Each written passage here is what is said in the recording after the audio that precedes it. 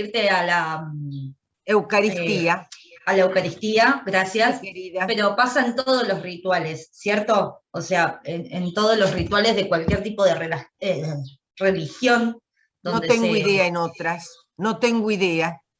Bueno, yo en realidad la única que conozco un poco más es cuando en Brasil en Año Nuevo hacen un llamado a Imanjá, que es Ajá, la diosa ahí de los mares, entonces hacen rituales en nombre de ella bueno, cosas. está bien. Lo que tiene de importante la Eucaristía, de muy significativo, es que la divinidad entra en uno mismo a través del pan y del vino. ¿Se entiende? Por Sí, eso sí, lo sí. tomo, porque fenomenológicamente, tal como aparece el fenómeno religioso, es muy fuerte que una hostia esté representando el cuerpo de Cristo. Ese es el momento culminante donde la divinidad entra en cada uno de nosotros. Por eso, para recibirlo es necesario haberse confesado antes, haberse purificado de alguna manera para Bien. recibir a quien se está recibiendo. ¿Se entiende? Sí, sí, perfecto. Macanudo. Gracias. No. Bueno, Una entonces consulta, estábamos. perdón, como para encuadrar esto. Esto, bueno, está en Cherné, y habla sobre la estructura social, digamos, de la Grecia antigua. Ellos, a ver, tenían como legitimado esta división de los Sí, sujetos excepcionales. Está sí, bien. No, pensé que era un sí, análisis del autor. Esto es algo, digamos, que, o sea, es un análisis del autor, pero basado, digamos, en lo que estaba pasando en aquel momento allá. sí, sí, sí, sí, sí, sí. Buenísimo, buenísimo, re Es interesante, el mapa de lo real. claro, bien, Efectivamente, no es solamente una interpretación de Yerné. La mentalidad, el esquema mental que hemos analizado, el sistema de pensamiento que hemos. Bien, sí, Abril, entran las ponencias mías, el texto mío y Gigón. Todo eso entra. Está preguntando porque entró más tarde.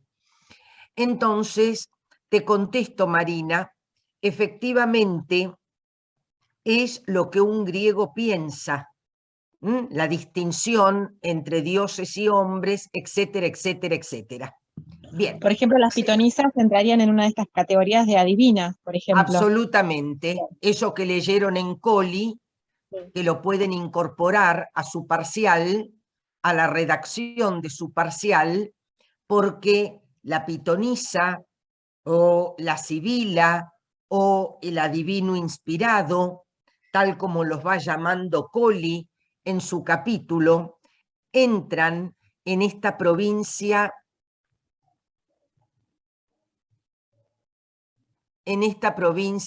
extraordinaria de lo mágico religioso. Bien, hecha esta introducción, podríamos muy brevemente recorrer qué hace cada uno de estos personajes y por qué constituyen un maestro de verdad. Ya les he explicado el concepto de aletheia como verdad. Bien, entonces vuelve a aparecer en esta oportunidad. Estos maestros son los que develan de alguna manera la verdad que no es idénticamente permeable para cualquier hombre. Son ellos los encargados de develar lo velado, de desocultar lo oculto, de descubrir lo cubierto. El poeta vidente, se dirigirá al pasado para ver el origen para ver aquello acontecido in illo tempore, en otro tiempo, en el tiempo prestigioso y fuerte de los orígenes, como lo llama Mircea Eliade. Ahí hay otro texto para el parcial, Mircea Eliade, la estructura de los mitos, que también lo tienen colgado. ¿Lo puedes repetir, Ceci? El texto, la Por favor. estructura de los mitos. Muchas gracias. De nada, viejo. Muy bien. Entonces, el poeta se dirige a el origen de los tiempos, el origen del ser, ya vamos a ver cómo. Perdón, Cecilia, una pregunta. Vos ahora estás tomando el campo poético, específicamente. Sí, pero voy a tomar los 4 campos. Ah, ahora arrancaste por ese. Arranqué por ese, perfecto. Ah, Patricia. bueno. Perfecto. Dale. Hagan todas las preguntas que quieran, como siempre.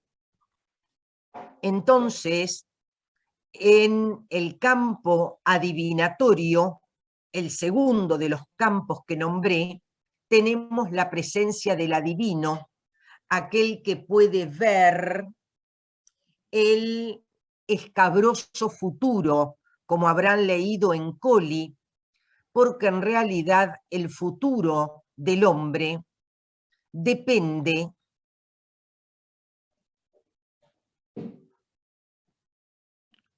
Bueno, me alegro, Miguel, que te esté quedando claro. Me alegro. Entonces, lo han visto en Colli, adivina el escabroso futuro y tenemos ese adjetivo para futuro, escabroso, porque son los dioses los que tejen el destino de los hombres.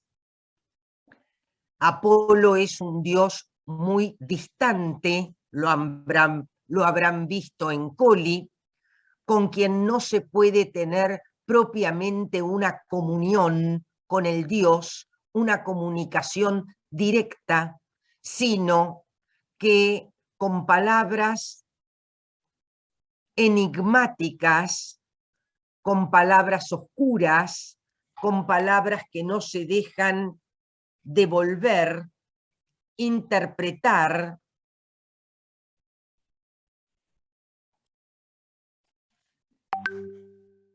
se llega al futuro. El rey de justicia es el que preside los mecanismos de justicia, porque la justicia viene dada del más allá. Son los dioses los que disponen una justicia de tipo irrevocable e incuestionable. Entonces, ahí hace falta una figura que tome contacto con la divinidad, precisamente para impartir la ley. Esa es la figura del rey de justicia, y la figura del purificador es precisamente el antecedente del médico, haciendo estos procesos arqueológicos a los que los estoy sometiendo e invitando. La figura del purificador antecede a la figura del médico, que es posterior epocalmente. Se trata de aquel que conoce el fármaco, de aquel que conoce el remedio, ponemos fármaco,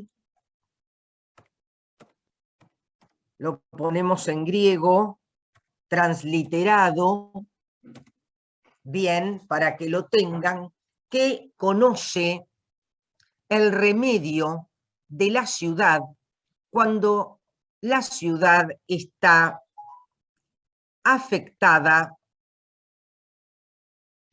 por la peste. Para que todo esto acontezca, podemos pensar como marco interpretativo algunas metáforas.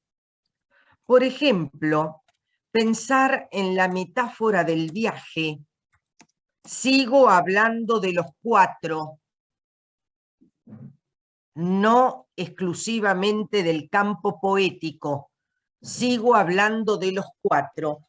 Cecilia, sí, todos estos campos sí, conviven, ¿no? O sea, sí, pasan querida, al mismo tiempo.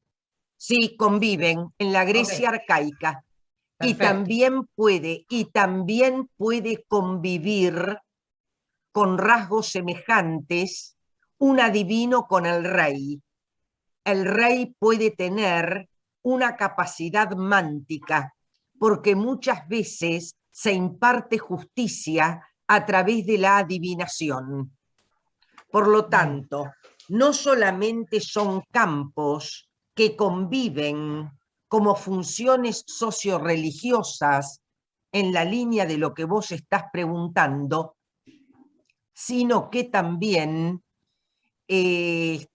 hay intersecciones entre algunos campos. Eso me hace acordar al enigma de la esfinge, ¿no? Que el que puede develar las preguntas de la esfinge llega a ser el rey de Exactamente. la ciudad. Pero muy fue la bien. única persona que llegó a poder reinar después que matan al rey, que después era el padre, qué sé yo. Muy bien. Pero me hizo acordar a eso. Perfecto. Bueno, Diego. Bien asociado, claro que sí. Bueno. Es eso. Una metáfora del viaje, porque de algún modo, estos personajes excepcionales viajan al más allá. Son llevados, sacados del ámbito humano para acceder en una especie de viaje iniciático al más allá. Otra metáfora que podemos utilizar es la metáfora de la visión.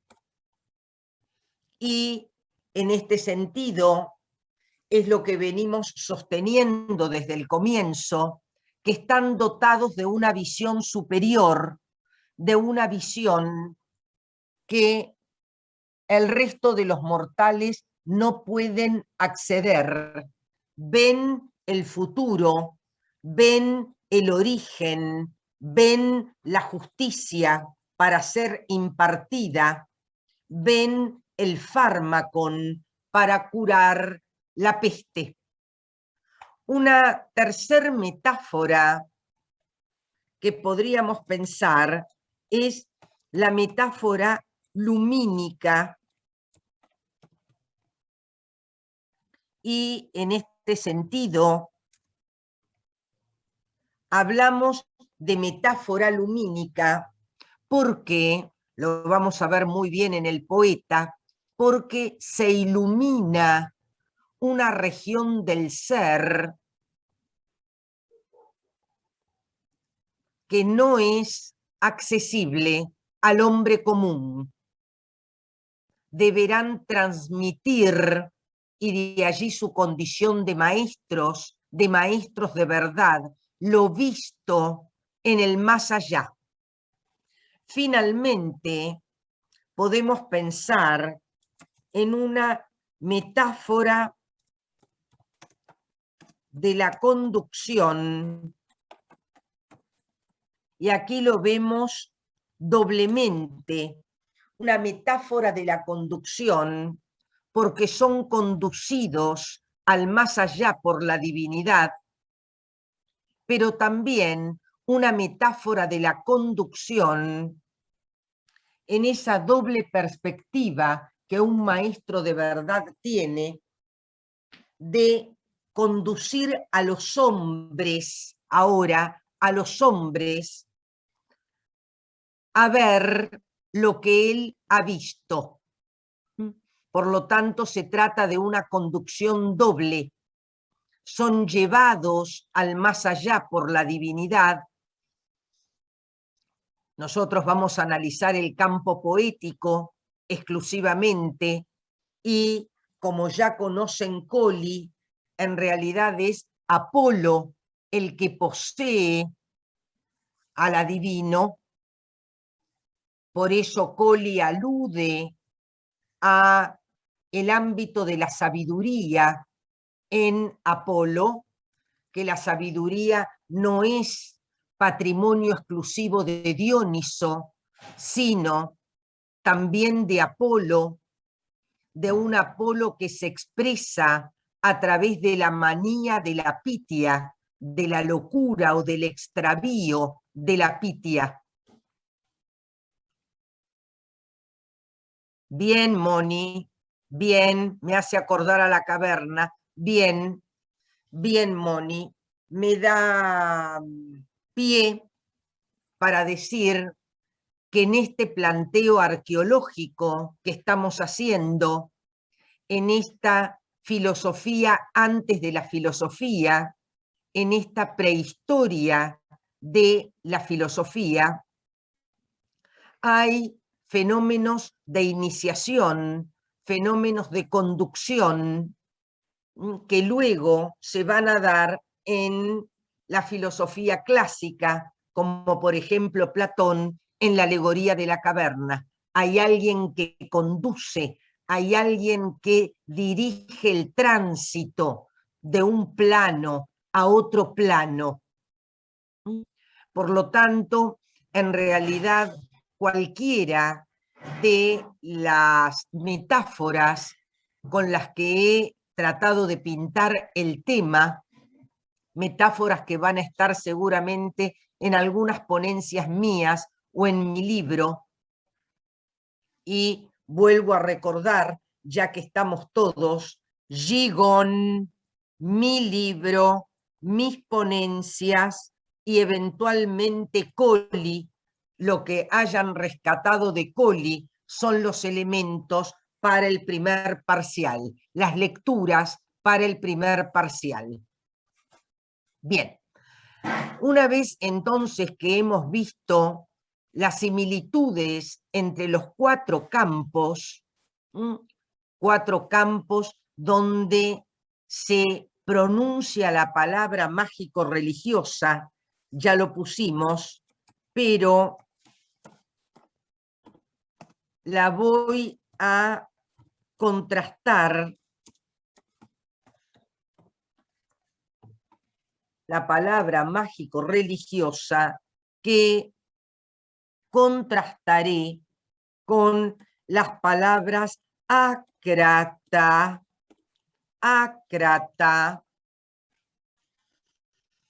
y lo que ahí dice con esa alfa privativa, la alfa como la alfa de aletheia, son palabras sin poder. Los hombres tienen palabras vanas. ¿Profanas? Vanas. Bien. Sí, vanas, en el marco de un vocabulario religioso, como es el que estamos manejando, hay palabras vanas pronunciadas por los hombres mortales y hay palabras poderosas, feócranta, para pensar en aquellas palabras que derivan de la divinidad.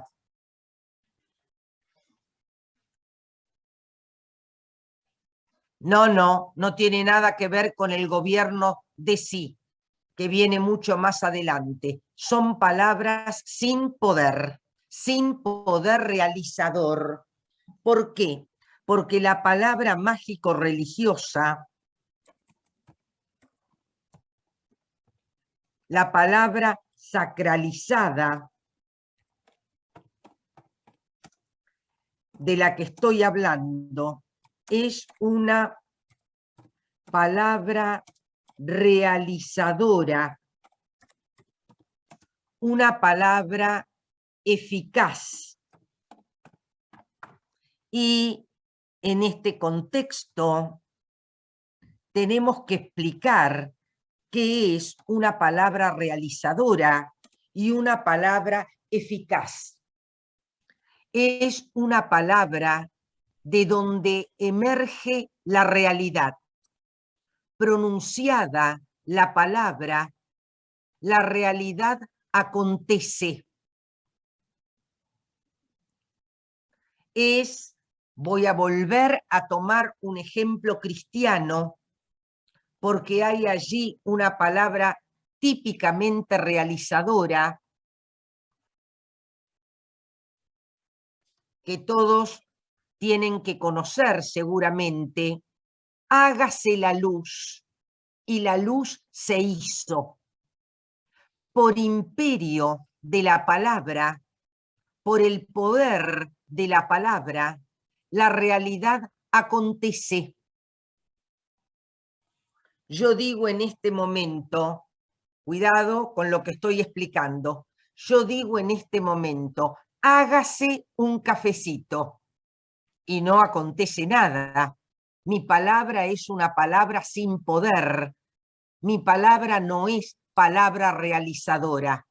Yo tengo que pararme, hervir el agua, hacer el café, batirlo, tomarlo, etcétera, etcétera, etcétera. Porque mis palabras son vanas, mis palabras son no realizadoras. La palabra de cualquiera de estos 4 personajes que hoy estamos trabajando es una palabra realizadora, una palabra que, por el hecho de ser pronunciada, ya la realidad acontece. No hay distancia. Sí, claro. ¿Puedo hacer una pregunta? Contesto al chat.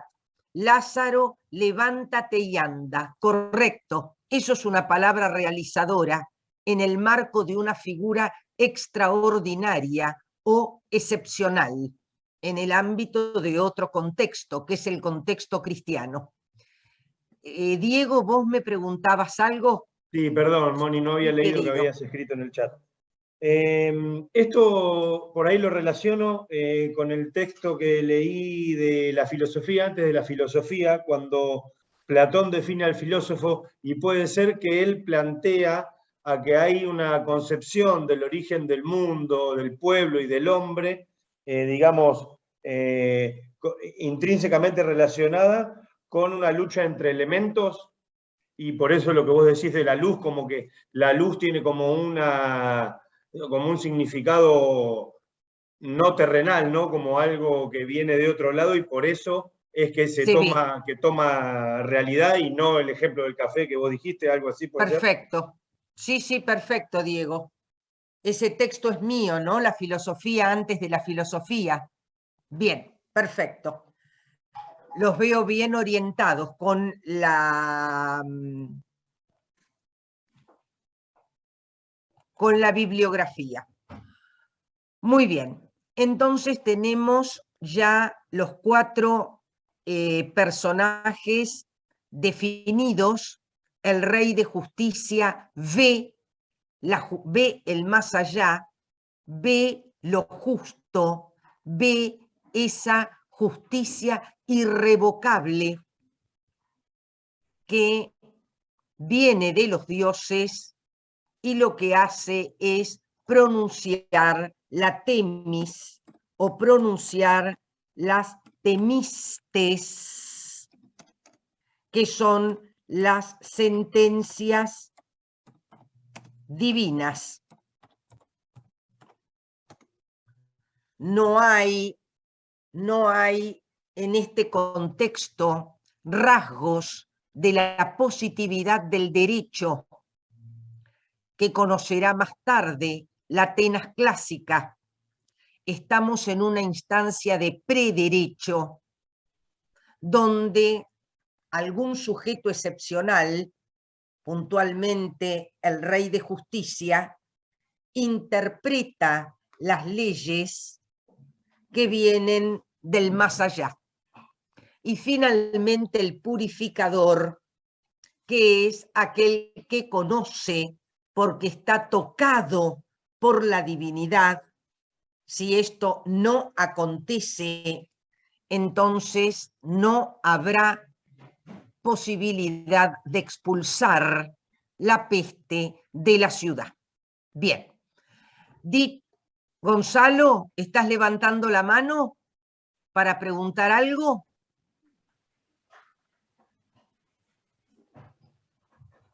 No se te oye, querido. No, no estoy levantando, gracias. Ah, perfecto, querido. Veía un movimiento de manos. Muy bien. Vamos ahora a entrar, entonces, luego de haber pensado en las intersecciones entre estos 4 campos, en el campo poético. Entonces, se agrega a los textos del parcial el capítulo de Détienne, de los maestros de verdad en la Grecia arcaica, así se llama el libro. El capítulo se llama La memoria del poeta. Ahí tienen entonces colgado otro texto que es la memoria del poeta. Bien, vamos a entrar en el campo poético, que es el único que vamos a tratar en los teóricos, y vamos a ver que para que se dé el canto poético, para que se dé una figura de la talla de Hesíodo, que es a quien nos vamos a dedicar especialmente. Hesíodo es un pensador, no me gusta encorsetarlo en la palabra poeta, porque para mí es más que un poeta, es un pensador, es esa filosofía antes de la filosofía de la que venimos hablando. Hay que ubicarlo sobre finales del siglo VIII, principios del siglo VII, una época que significativamente coincide con el advenimiento de la polis, de la ciudad-estado. Por lo tanto, cuando se refiere a Hesíodo, Détienne, vamos a escribir el nombre, Marcel Détienne. Bien, alude a Hesíodo como el último poeta dedicado a la alabanza del personaje real. Y ese personaje real no es otro que Zeus. El último y el único, sabe llamarlo también testigo de una palabra dedicada a la alabanza del personaje real. Por lo tanto, en Hesíodo tendremos una palabra de alabanza. Ya vamos a ver en qué sentido. La palabra mágico-religiosa, la palabra sacralizada de la que veníamos hablando, se convierte en Hesíodo en una palabra de alabanza. Para que exista la función poética como función socioreligiosa, tiene que darse una díada complementaria, que es la díada musa-memoria, que las voy a escribir con mayúscula y con minúscula, y vamos a ver a qué obedece este juego de la mayúscula y la minúscula. Indudablemente, si acompañamos este cuadro que hicimos al principio del teórico, la musa con minúscula corresponde al plano profano, al plano humano, al plano de los hombres, mientras que las mayúsculas en ambos casos corresponden al plano sagrado. Quiero decir también que esa memoria que escribí yo es lo mismo que mnemosyne, que es el término que utiliza Détienne y que puedo utilizar yo en mis textos también, mezclando memoria y mnemosyne, que es una potencia divina, una diosa, la diosa de las colinas de Leuter, donde se encuentra el santuario de la Virgen Memoria. Ahora bien, ¿qué es la musa con minúscula? La palabra cantada, la palabra ritmada, la palabra tal como sale de la boca de un poeta inspirado, mientras que la memoria es la memoria como facultad psicológica, la memoria como aquella capacidad de recordar lo acontecido en la línea del tiempo. Es, por lo tanto, una memoria humana, una memoria que va decayendo, una memoria precaria, porque no recordamos todo. Musa, con mayúscula, es la potencia religiosa que sobrepasa al hombre cuando éste siente interiormente su presencia. Textualmente esta es la definición que da Détienne. Memoria, musa es la potencia religiosa que sobrepasa al hombre cuando éste siente interiormente su presencia. Bien, si desglosamos la definición, hay un verbo ahí que da la pauta del acto de inspiración que sobreviene al hombre. Allí está el verbo katogeo que hoy apareció en el teórico, porque las musas tocan a algunos y no a otros. La esfera de la divinidad es insondable. Los dioses hacen lo que quieren. La voluntad divina no puede ser captada por el hombre. Por lo tanto, las musas... Bien, aquí me dice Diego, los maestros de verdad. ¿Cuál tenemos que leer? Los maestros de verdad, querido. No Dioniso a cielo abierto. Muy bien.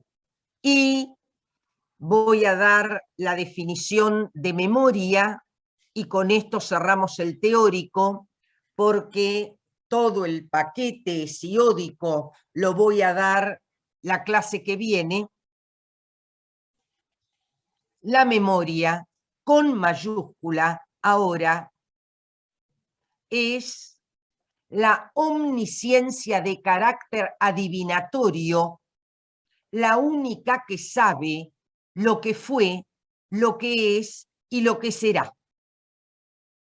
Bien, lo primero que nos llama la atención es el concepto de omnisciencia. Omnisciencia es un saber de la totalidad.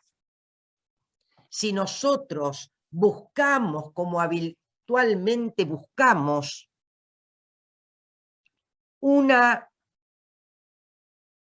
personaje que pueda tener una entidad, que pueda tener una memoria de este tipo, debemos pensar nuevamente en Dios, en el Dios cristiano. Él tiene una omnisciencia, un saber de la totalidad. Cecilia, perdón. Sí, querido. ¿Y acá no, podríamos tener a Homero? No. No. Homero es omnisciente.